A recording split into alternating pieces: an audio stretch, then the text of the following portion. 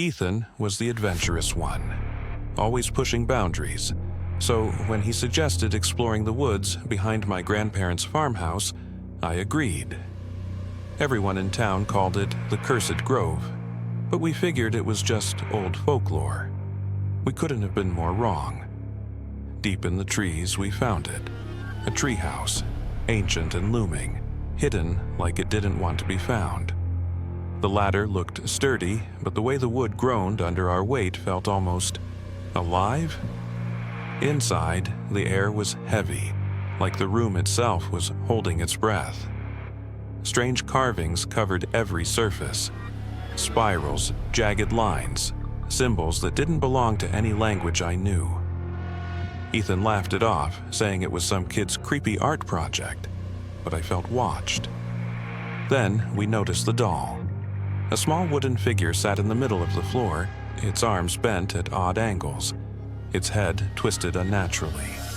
Ethan picked it up, and a chill ran down my spine. "Creepy," he said, tossing it aside.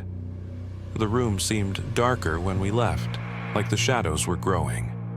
That night, I woke at exactly 3:15 a.m. 3 knocks rattled my bedroom window, slow, deliberate. When I pulled back the curtain, my blood turned cold. The treehouse was glowing. Its windows flickered with an orange light, like fire. I texted Ethan, hoping for reassurance. His reply came instantly. "I hear it too. Don't go back." But we had to. The next afternoon, we climbed back up, determined to prove it was all in our heads. But the carvings had changed. They were deeper now, angrier, as if clawed into the wood. In the center of the floor, 2 wooden figures sat. One looked like Ethan, the other looked like me. Black thread bound them together in a tight, chaotic knot. Ethan's face went pale.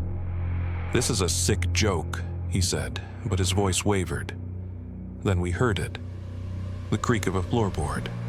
Slow, deliberate, coming from the corner of the room. The shadows seemed to move, twisting together into a shape. A figure too tall, its limbs unnaturally long, its head tilted like it was studying us. "Get out!" it rasped, its voice a whisper that somehow filled the room. We ran. The ladder shook violently as we scrambled down. Behind us, the treehouse groaned, the wood splintering like it was trying to rip itself apart. That night, I couldn't sleep. Every time I closed my eyes, I saw the shadowy figure standing in the corner, watching.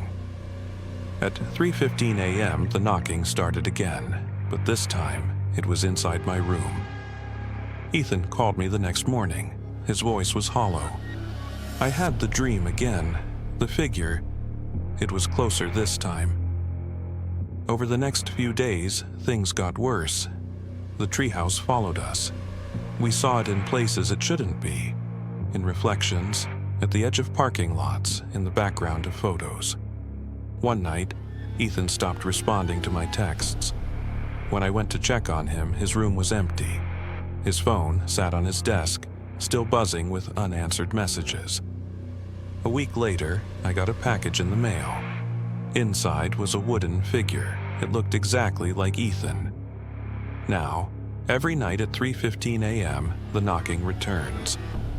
And in my dreams, the treehouse waits, its windows glowing, its shadows reaching. I know it's coming for me.